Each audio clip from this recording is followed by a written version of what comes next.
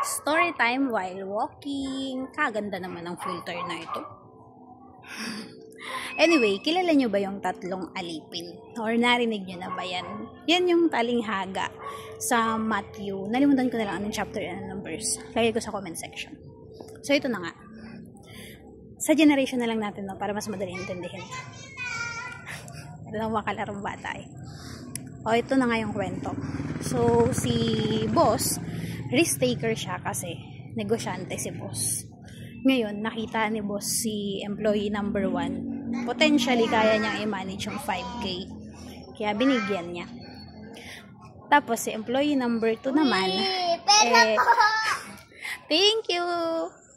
Ayan. Tapos, si employee number 2 naman, binigyan niya ng 2K. Tapos, si employee number 3, binigyan naman niya ng 1K. According sa kanilang kakayahan.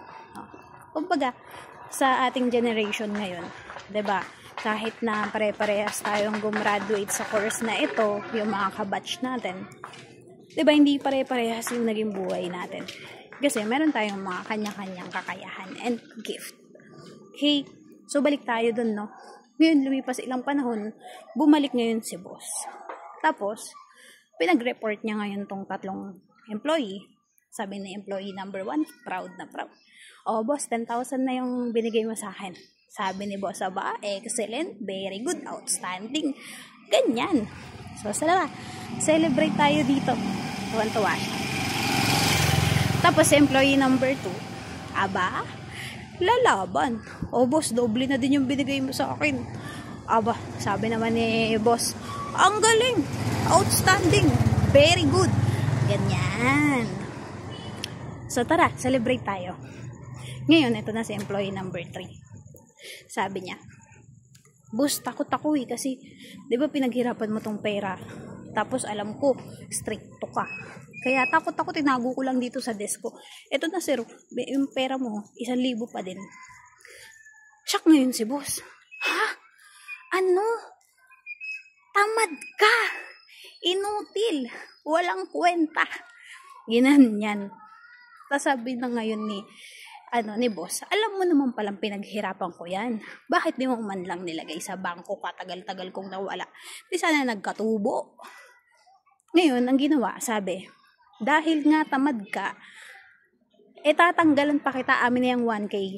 Ibibigay ko yan doon kay employee 1 na mayroon 10K. Kasi, kapag ang taong meron, bibigyan pa.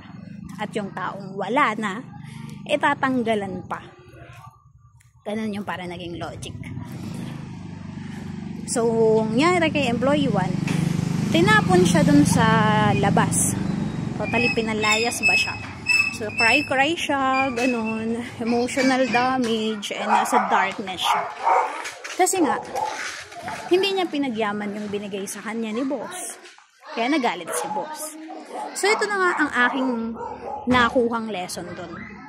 Na in life, kahit na nasa saang estado ka pa ng buhay mo, if you keep giving your best, of course, magdodoble yung initial na gift na meron sa'yo.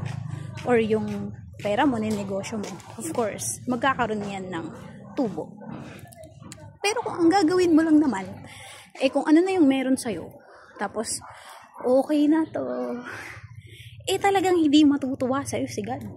Kasi, hindi mo pinagyayaman yung initial na binigay niya sa'yo. Diba?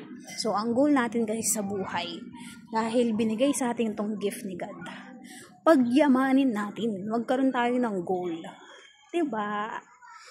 So, comment mo kung ganun din yung pagkakaintindi mo dun sa talinghaga or ako lang to. It's my opinion, TikTok ko to, diba? So, yun lang. I hope naka-help and let me know kung ano yung opinion niyo naman.